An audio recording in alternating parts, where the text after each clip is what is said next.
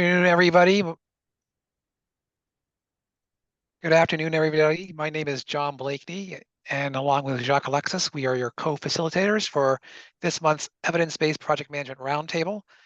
And today we will be talking about from concept to reality, project management as a catalyst for innovation. But before we begin, I just wanted to give out some announcements. To first, thank you for attending on a June sunny, hot day. Maybe you need to be inside because of the hot weather, but thank you for coming. Also, please continue to check out the PMI website, both at the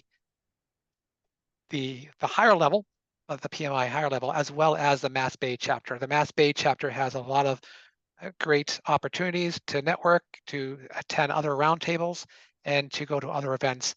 Some are paid, some are free. If you are a member, you do get some additional benefits.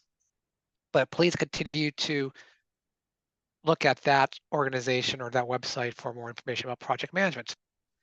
I do know we have a lot of students attending, so thank you very much, as well as people that are practicing in the industry. And again, what's great about this roundtable is that we cover both the research side with the practical side and merge the two together. And finally, I'd like to say there is I guess a big project going on right now, which is called the Celtics Championship Parade. It is a one-time unique occurrence. Maybe we'll do it again next season, but tomorrow at 11:30 or 11 o'clock a.m. in Boston, the Celtics will be going down Boylston Street, starting off at the TD Garden to celebrate their championship win over the Dallas Mavericks. So I've had my share of experiences. I've seen many Boston sports team win championships, world championships. It's never dull. It's always exciting. So go to Boston tomorrow, see the parade, and hopefully next year we'll do it again. With that, we will officially start the presentation. Again, Jacques and I will be talking about project management as a catalyst for innovation.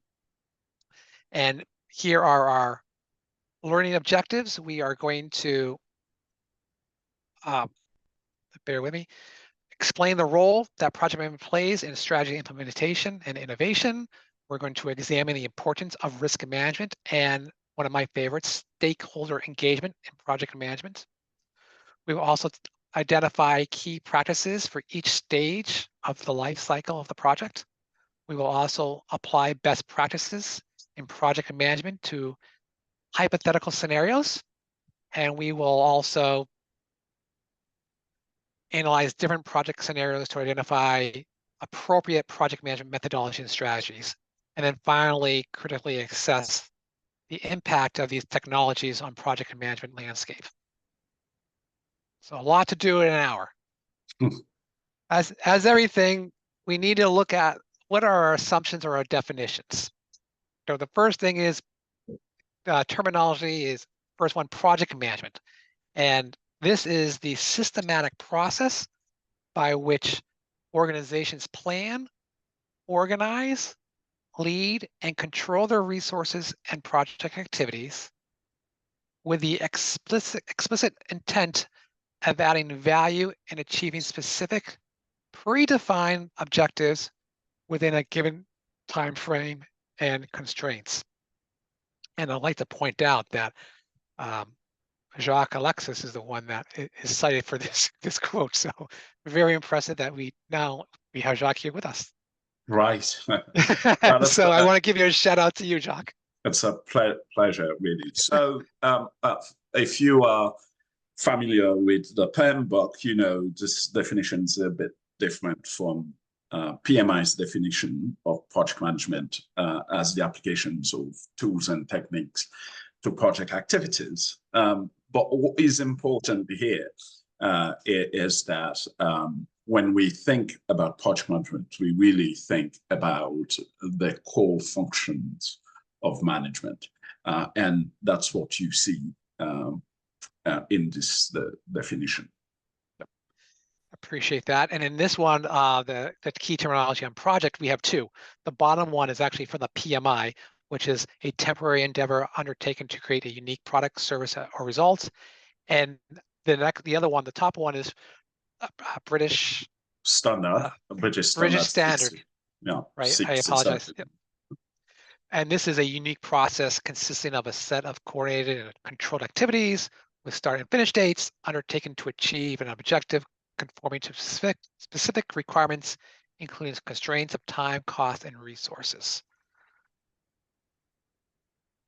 And then finally, what we're trying to do is combine project management with the projects, but to also innovation. And so the last terminology that we want to go over is innovation, which is the implementation of a new or significantly improved product or good or service or process and a new marketing method or a new organizational method in business practices, workplace organization, or external relations. So this is like a step above a typical project, right? This is something brand new or something that goes above and beyond the typical normal project that we've been familiar with. We're trying to create a new product or good or service or a new methodology. And this is what's exciting about innovation. And we want to talk about how project management is used to help promote innovation. Absolutely. And if you take a look at these definitions, from a project to innovation, you can see a few project management students, you probably got involved into the debate whether project management is an art or science or both, right? But what is important here to know is that project management is actually a practice as well. And in that sense, it is an innovation management practice. So if you, we're going to talk about this later, but this is what really these definitions are about. Thank you. So in this, there's a lot here to this table. The first thing is the innovation process. How do innovators bring ideas to market? And what we see is in these 3 items that are circled, these are the pieces where the project and management piece comes together. So what you first need to do is you need to generate an idea. Right? Where does the idea come from? And from that, the next 3 circles you see is where the project management concepts comes into play. So you have you have to develop a concept, the prototyping, and then product development. And you see here in the center of this grid or the circle or hexagon, whatever, you have to take a look at the needs assessment. Are you creating a product that is needed, right? You need to use data to analyze whether or not we should move forward, right? The key thing later on, and we'll see in a few slides, is stakeholder input. What do the stakeholders believe is needed to complete this project or this new product or innovation? All right, and we're going to see later on that the more involved or the earlier the stakeholders are involved, they have input, the better the outcome. You also have to take a look at when you're starting to plan out the project, the resources, availability, and capabilities. It's a great to think this great idea of a new product, but do you actually have the resources available to do this? Do we actually have the capabilities to move forward? Do you have the team set up? And so that's all part of the project management piece is you have this great idea, but do you have the people to help implement it and move it forward? You also have the competitive analysis, whether or not is this brand new to the market? Is this going to help out what's the competitive landscape like? And does it make sense to actually enter the market? And then you have to worry about regulatory environment as well as the technology, viability, and scalability. So when you're creating a innovative product, this all comes to play, whether or not we need it. Do we have the tools? Do we have the input? Do we have the capability? And do we have a way for us to continue moving forward with this once it's implemented? And you can see with these 3 circles, the project management concepts, there's a come to play is, you have to develop the concept, you have to develop a prototype, and you have to, develop the product. And all those, the 5 stages of project development. project management all come to play: initiating, planning, executing, et cetera, et cetera. These other ideas, such as evaluation and feedback, adoption to fusion, that's all part of the innovation process. And project management obviously does touch upon it, but these three things on the right-hand side are where our skills come into play. What I mean by our project management skills come into play. Yes, or fruition. absolutely. So as you can see, project managers make things happen in organizations. If you do have project management skills, you're going to be very useful to organizations. As you can see, whether we're talking about the new iPhone or the old ones, they all have been developed by project management teams as part of the innovation process. Now, this innovation process you're looking at is what we call a market pull approach or market-based approach to innovations. When we have ideas, we practically want to know whether we are actually solving a problem, right? Are we solving a problem? So that's the case of needs assessment. Are we fulfilling an actual need? If you are students studying project management and data analytics here, this is where data analytics will play an important role when you're taking a look at the market, right? If you're doing good market research, then you need to collect data, analyze data to make sense of it. So data analytics is integrated into the innovation process. And as John was talking about certain aspect or variables from this figure, you can see this is where the idea of project do not happen in a vacuum. As you can see, this is a systems approach to project management here, because we're not only looking at inside of our organizations, but also we're looking at market factors and conditions.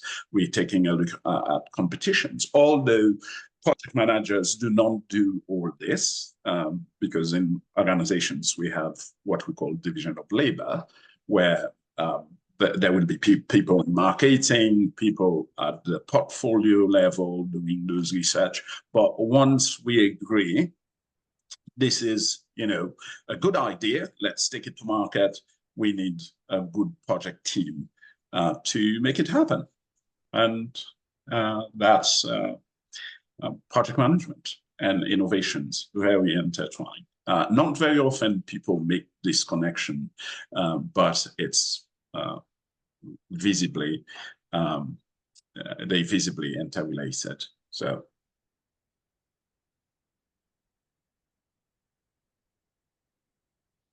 Okay, so that's our first 4 questions here. Let me pop this out. I'm going to launch that. So, first poll question. Can you see it, John? I can see it, yes. I don't see any. Can anyone? I see it up on my. We can see the poll, Professor. It's Yeah. just the first. Okay, so we're doing 1 first, poll number 1. I don't know how many of them you can see, but let's go with number 1.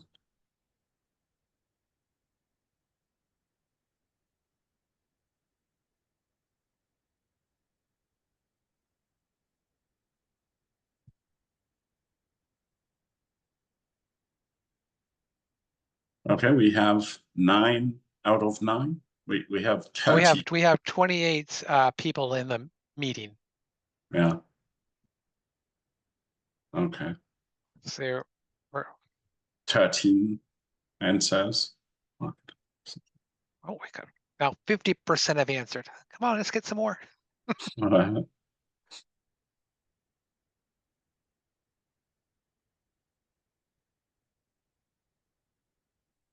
I'll give you 10 seconds and I'll close it.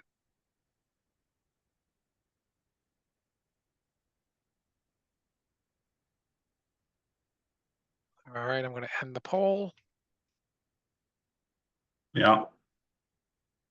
So 94% of folks believe, John, it's prototyping. Yep. That's and Sebi, what do you think of that? What do I think? I think that yes, I agree with that. The prototyping is the way to go, and that's the way to helps.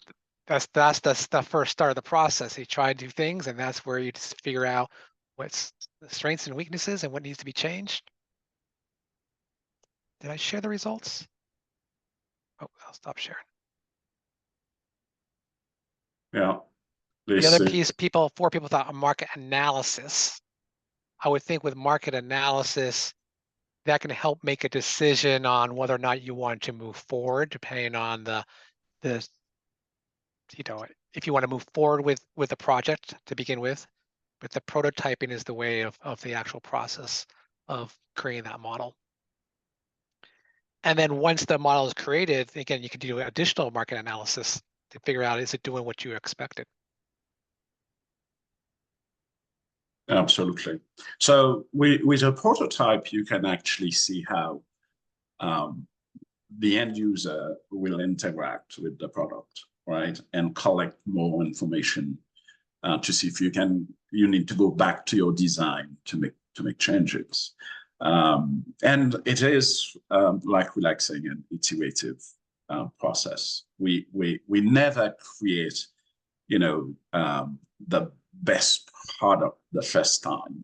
There is always there are always opportunities for improvement. Go to the next slide.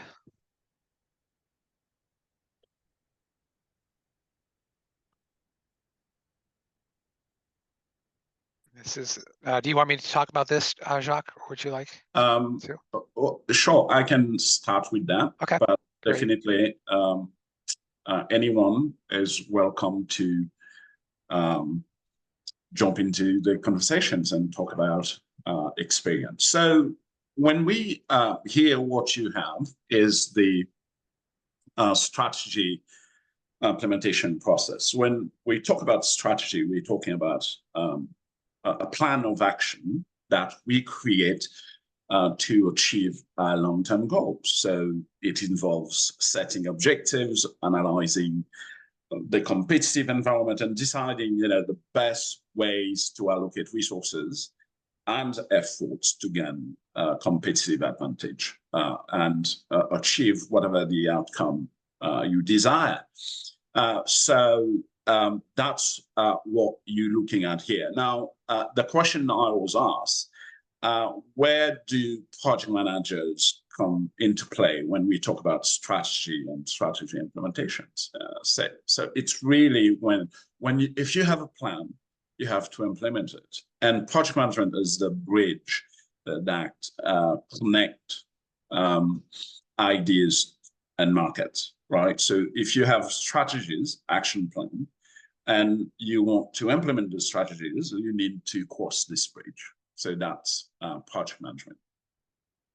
And again, I do believe in systems thinking. I don't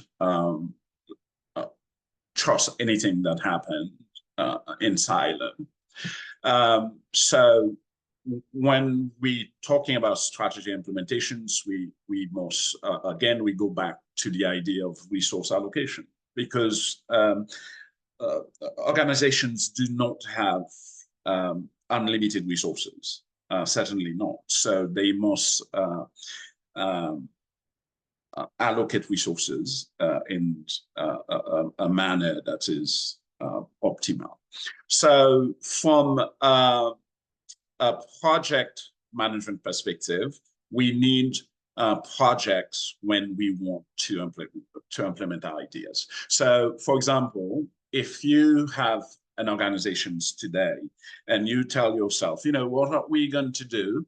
We are transforming or transitioning our organization to sustainability. We're going to create a sustainable portfolio of products.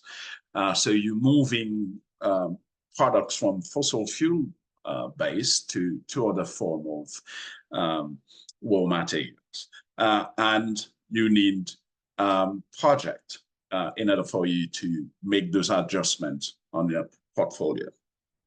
However, in order for you to compete and stay in business, you have to take a look at the entire business environment. And sometimes you're not going to have all the resources. You must look for partnership. So as you can see from the external business environment, I take a look at who I can partner with to make those ideas or to create those products if I don't have all the resources. In terms of knowledge management, my firm has certain knowledge, but we don't have all the necessary knowledge to develop a product. We look for partners to do it, and this is where you share the risks associated with what you're trying to do.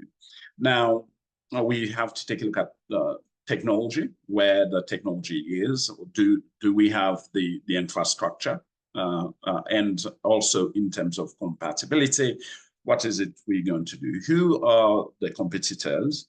The community in which we will sell our product. We need to make sure there is a match. And earlier, John, I believe, talked about the idea of stakeholder engagement. Knowing your stakeholders knowing your community, your customers, extremely important. Now, for those, whether you're doing business locally or globally, you need to understand the demography and the culture of the people you're serving. We all hear the idea of GM, General Motors, who wanted to sell a car in Mexico called Chevy Nova, right?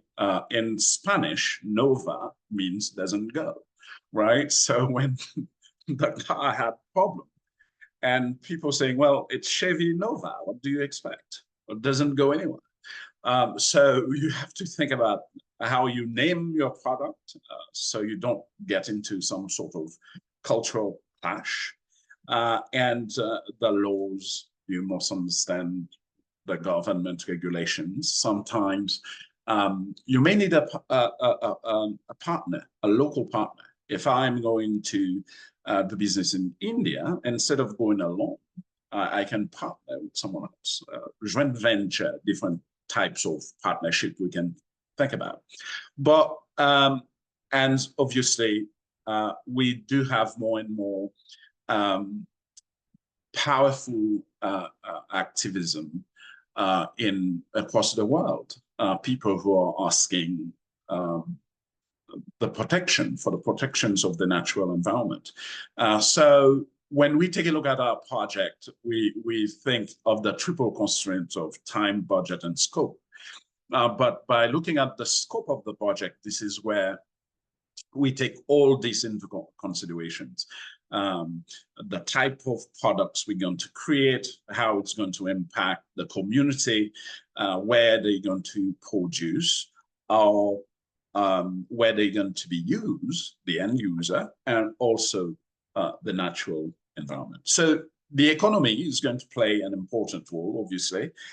If you are developing a product, there are many factors to take into considerations, and one of them is the price, how much you're going to sell it, and can your target market, people or consumers in your target market, can they afford it, right? So the purchasing power of your target market. So this is where an analysis of the economic conditions, comes into play. So this is practically the whole idea of project management within the strategy implementation process. So this is fascinating. So if you didn't think, if you project management students, you didn't see where project management fit in all this, from innovation to strategy implementation, then this is where really you look into this thing. That's from my part. John, anything you'd like to? I love the example of Nova. Yeah, That's a great example. And I come another piece I remember about, the communication. I guess we'll talk about in a few slides about the stakeholder management. I in a few weeks is the Summer Olympics in Paris, and I remember a few years ago Boston actually won the U.S. version, or was going to be the U.S. city to apply for the Summer Olympics, and it was a complete shock in Boston. No one knew anything about that. I remember I was at State Street. This came out, and people were amazed that this was going through, and the uproar against it was immense. And within a few days, they basically withdrew the application. Now it's in Los Angeles, or Los Angeles are having it. But the key thing is, reaching out, communicating with people, and getting everyone involved, and then it's successful. Because it's an embarrassment to Boston. Boston having it pulled. I do see Kashish has his hand raised. Kashish, do you have a question or a comment? Yeah, I do have a comment basically. So when we were talking about the innovation part and project management, so I just wanted to share an experience about how project management plays a big role in innovation. So in my current role as a project manager at AstraZeneca, so we had to come up with a new forecasting model in replacement of existing Excel sheets. So we have a process where we forecast what is going to happen in next 10 years when it comes to a product launch scenarios. And from so long, we have been following the old format of having Excel sheets and formulations. But since one of the senior leadership, he suggested an idea of having a predictive forecasting model. And they decided everything, like this is how they are going to do the project, like basically how would be the strategy, but they did not implement a project management plan, like what would be the process look like, or how would be the bandwidth or the budget or time frame. And when we were having a discussion about the same, like seeing the viability of this project, and we came to know that what they had in mind, the concept is actually a bit tough to implement in short period of 8 weeks. So hence project management plays a vital role in deciding how to implement the strategy. And we came up with a project plan about how we can make that project of launching predictive modeling actually in reality. Because in head, it sounds all good idea, innovative, and it seems to be very creative. But project management helps to make it more realistic and how you can achieve it. And that was something that we did. And with the help of needs assessment. So we had a conversation with our team members, and we got the feedback like they really need a forecasting model, and project management was very important in these steps. So that just wanted to add on the my very recent experience of how it can be tough to implement an innovative project into the existing environment where you have been following any traditional approach.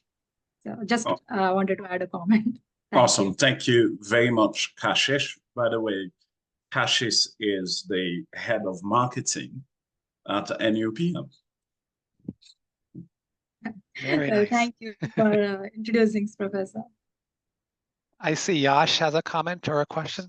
Yash. Hello, Professor. Good morning. So I had a question in terms of short duration projects, and what is the level of detail that you'd like to have when a project duration is like for 1 or 2 months? Do you want all types of different plans, or would there be just one condensed plan in terms of short duration projects? Yes, I can answer that, but John, feel free to add anything. Now, for when we talk about project, project can be 2 months or 20 years. So a 2 months project for could be launching a marketing ad. If you can do it in 2 months, many people do, that's all they do, then level of detail about planning really depends on familiarity of your project team. Now, if you have a team where people have been doing this, the expert, obviously, then the level of detail is going to be low, right? But if you have entry-level people working on a project, then you want to give as much information as possible. So there are factors that impact level of detail, scalability in the sense, complexity, how complex is the task or the project, and size, how big it is, and your obviously skill of your project team. So these are the factors that impact this. Now, for short project, people tend to use some collaborative tools. If you think something like Monday.com, for example, or Trello, very good at managing tasks, and even Smartsheet that I believe many of you have access to, are very useful for managing tasks. But when we're talking about large scale projects, we need specialized project management project with risk management integration, Microsoft Primavera, etc. So those are very good for large infrastructure projects. The other tools are more really task tracking and collaboration tools. But size, complexity, and skill level, these will determine level of planning. What do you think, John? Yes, I agree with that. I would also add that it depends on the company's culture or your manager who you're reporting to. A lot of times they might something very detailed or something maybe not as detailed as you would expect. So it really depends on, your company's culture. There's no one size fits all. Yeah. The one point that resonated with me about, like, if you have newer people on the team, that goes back to overall management. If you have people with less experience, you might want to provide a lot more information, right? And then as they gain more experience, you back off. So it all comes together about company culture, your manager, how the team's set up. There's no one size fits all. Absolutely. And we do have Professor Sanas Ghazi from our Toronto campus. So nice to see you. Professor Ghazi presented last month. Please feel free to come in these conversations. The whole idea of roundtable is that we all can, jump in and share ideas. No, anytime. Move to the next slide, Jacques. Sure, absolutely. Oh, another poll. It looked like you gave the answer, John. Yeah, well, I didn't. That little blue circle keeps all it's showing up on all the slides for some reason. Someone picked those answers. I don't know how to undo it. I see.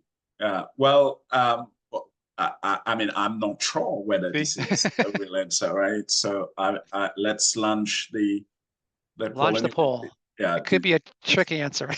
Yeah.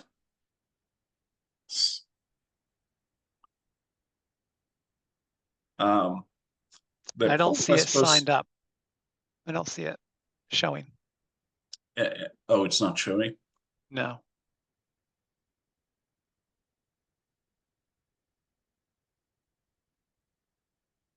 Let's see.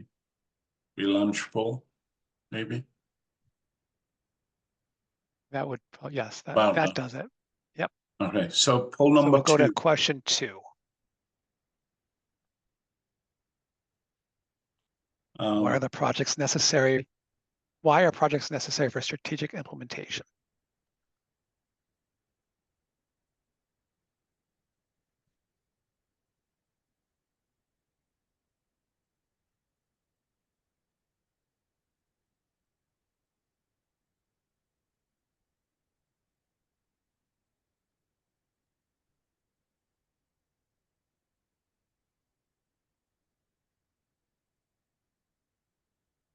We'll give it another 10 seconds.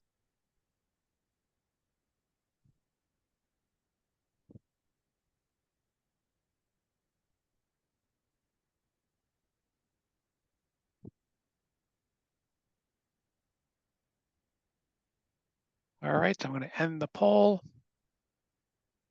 Yeah. Share the Well, results. So 86%. Uh-oh. no, I think it's Can you see it? well, yeah, the second one, I can see that 100% of folks chose C to achieve specific component. Is that what you have as a result? It's You which think? I have 22 people picked C, one person picked A. Oh, okay. But I guess they changed their answers. It's really the answer is C. John is very generous. Give the answers. Okay, so yeah, let's let's move see. Move forward. to the next slide. And I think Yash asked questions in the poll, in the chat, asking, do you know any good tools for prototyping? Good tools for prototyping. Yash, I really have used two in the past, Sketch and Envision. They are probably very good tools. One of my colleagues talk about Adobe XD. I haven't used it myself. I don't know how it works. But Envision, I think, and Sketch are pretty good tools for, if we're talking about creating something for your project.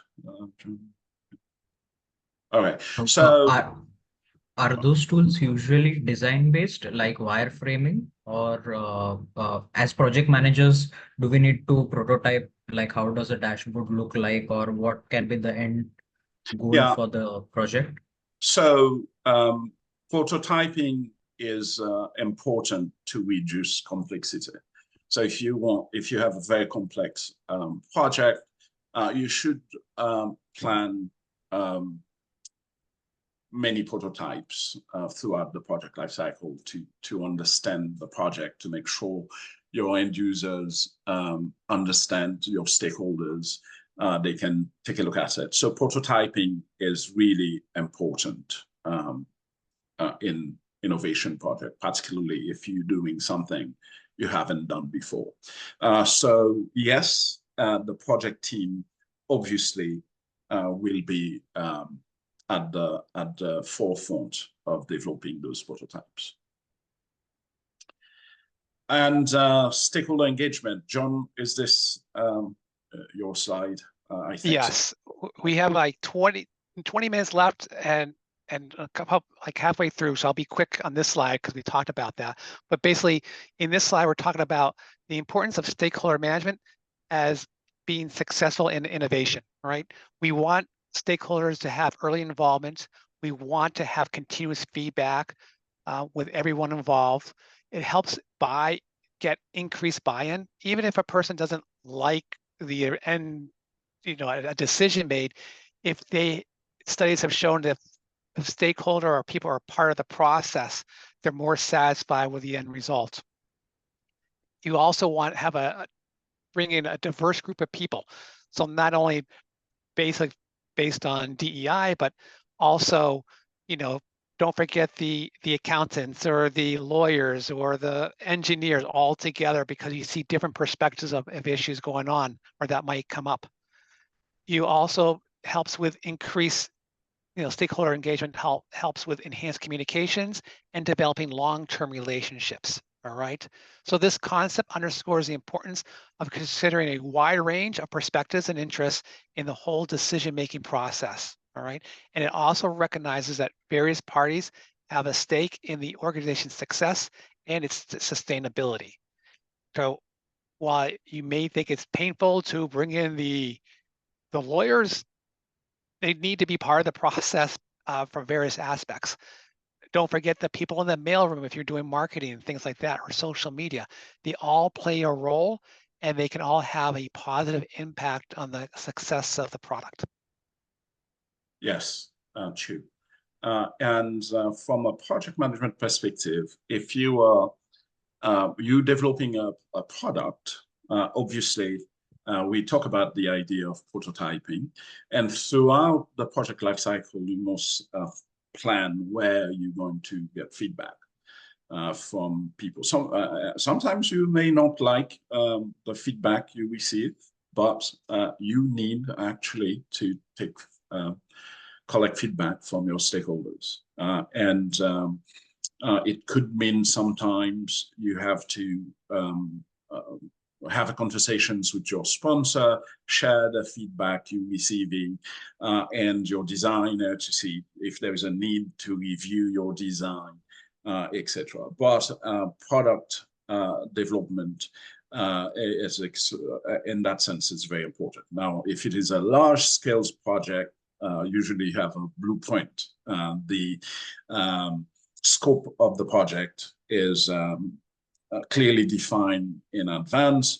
It doesn't mean those design don't change. They do, but they not like innovation project. Innovation projects are special types of project, very different from infrastructure projects. Along with stakeholder management, you also need to identify risk. All right, so identifying risk management is part of the success of these projects. And as a project manager, one of our roles is to ID risk. And what we need to focus on, or not focus on, but in our role and to become success in this project, you want to ID risks as early as possible. All right. You also want to figure out a way to have a continuous risk monitoring system, right? Are the risks being identified? Are they being addressed? What's the success, et cetera? You also want to have that stakeholder involvement, as we just talked about in the previous slide.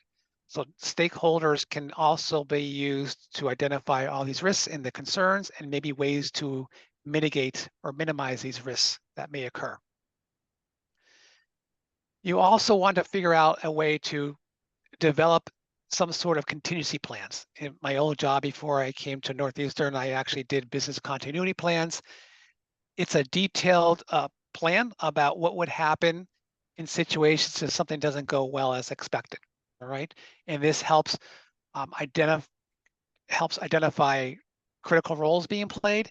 It can also give us a roadmap of the steps to take if certain things happen.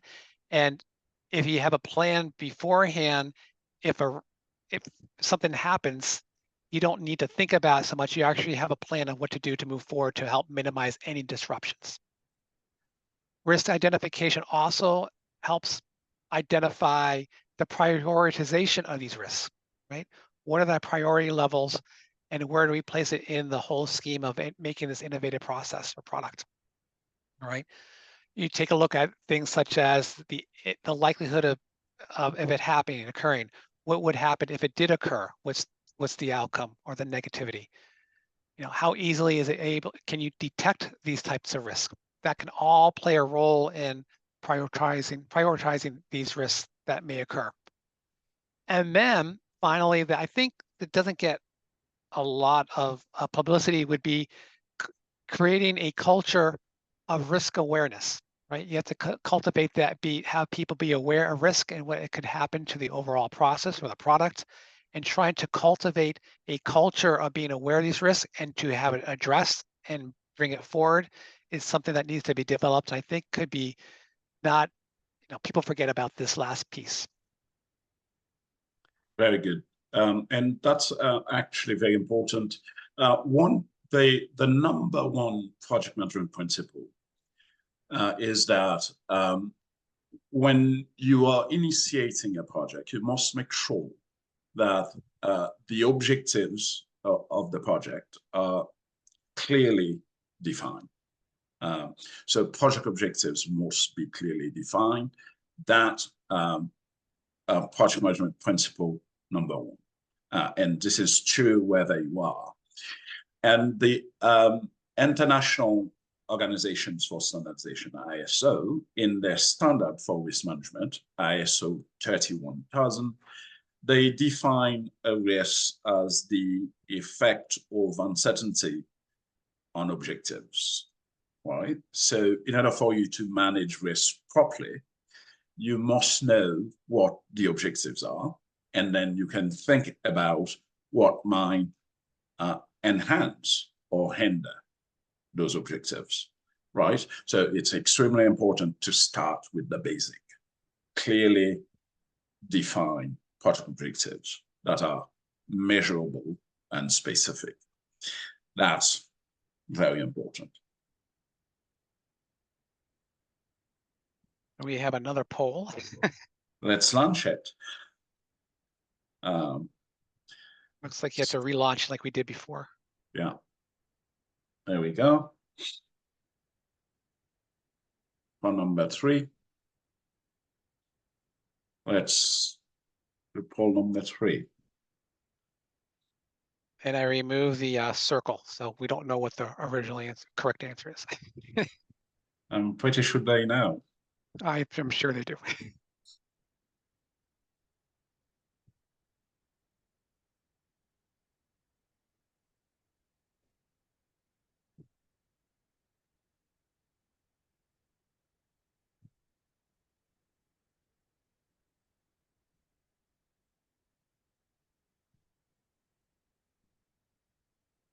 Give it another 10 seconds.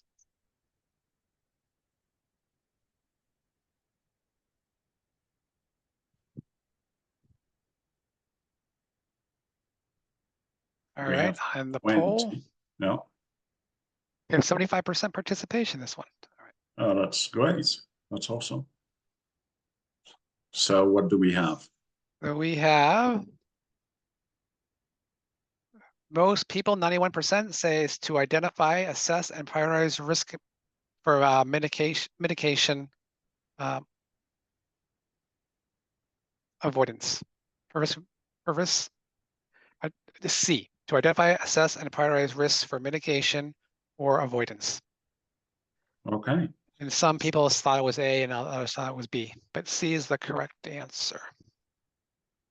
Okay. We can stop sharing now. I mean, the poll.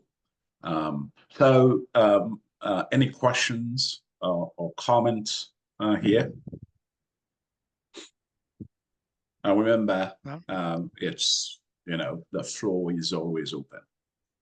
All right, we have about 10 minutes left in our time here today. So our claim here is organizations that prioritize innovation and attain a high project management maturity level are more likely to thrive and survive in rapidly changing markets.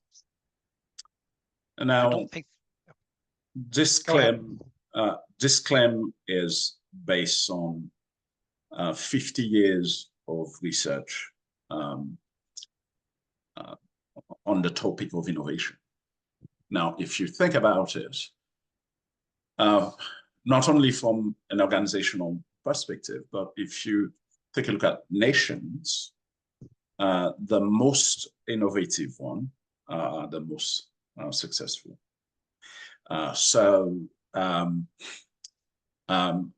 If you want to compete in very competitive markets, you must innovate.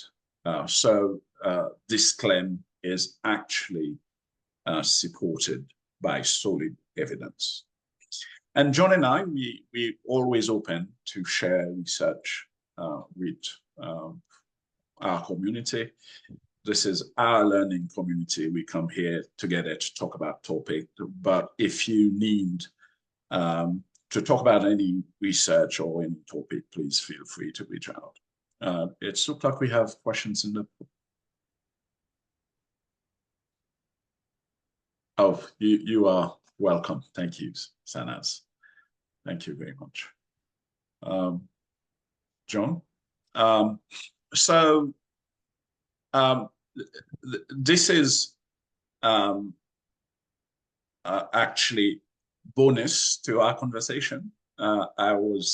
We weren't going to talk about the idea of development approach, but we wanted to make sure that you don't fall into the trap of one size fits all. In management, there is no such thing. When you think about project management, many folks will tell you, yeah, well, we could use agile methodologies to, in all projects. The truth is, if you try to use agile methodologies where you're not supposed to, you're going to fail miserably.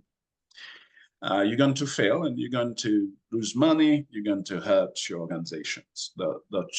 What you need to do is to understand the scope of your project, the nature of your product or service you're trying to create, and choose the right approach and methodology. So the predictive approach to creation is the idea that the scope of the project is clearly defined at the beginning or start of the project, or before you start the project. The scope of the project is clearly understand tangible projects. For example, if I'm developing a new sustainable bulldozer for construction, right? I do have a blueprint with all parts. Now, whether I could use combinations of a plan to plan the project and agile, I could do that. It's called a hybrid method. In other words, I can have a plan to see how the life of the creations of or development of this new bulldozer will happen over the next 8 months or a year or so. But I could go and plan things in short iterations where possible. So you can do it for both hardware and software. But do you have to? Certainly not. But there are situations where this is very possible. Obviously, adaptive approaches are iterative and incremental. They're not always incremental in the sense that what you add for each iterations are not functional. You must wait until the end of the project to have one. For example, if I'm creating a bulldozer, the bulldozer is not functional until I add all parts together, right? So in this case, it's not incremental, but I can actually use an iterative process to do that, to do different parts of it. So that's what you need to remember when we talk about. So I know we're out of time, so I am going to leave the last 4 minutes for you to ask any questions you've got. Please, the floor is yours. Questions? No questions? No questions at all? Well, I'd like to say many thank yous to you all for attending.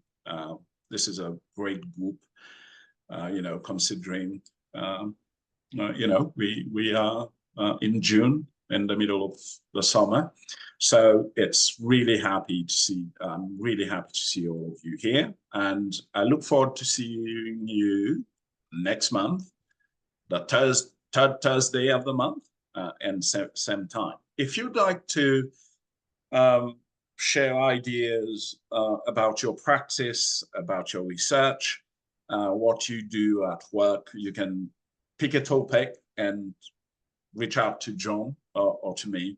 We'll be very happy to have you as a speaker facilitator. This is our platform. It's open to all of you.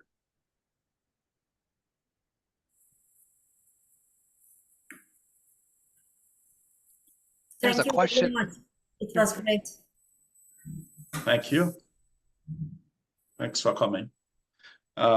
So do we have any questions in the chat? No. There was one. It says, does incremental mean that you have use of the product as you continue to expand the scope? Yeah, that's how it is defined. The way we define things, people may use it, you know, differently. So I've seen people using the same agile methodology in different ways. Adoption means people, you know, can take whatever they want. But in general, that's what incremental means. For example, in the case of a software, if I am developing an ERP, for example, enterprise resource planning, I could develop the inventory management system and I start using it, you know, even if I don't have the complete software yet. In the agile language, they call that incremental. This is what they call incremental. You have a portion or part of your product that you can use before you have the complete product. So the ERP is not complete yet, but we can, you know, use whatever modules we have completed. And that is all the questions. I have to go to another meeting right now, but thank you everybody for coming. Thank you very much.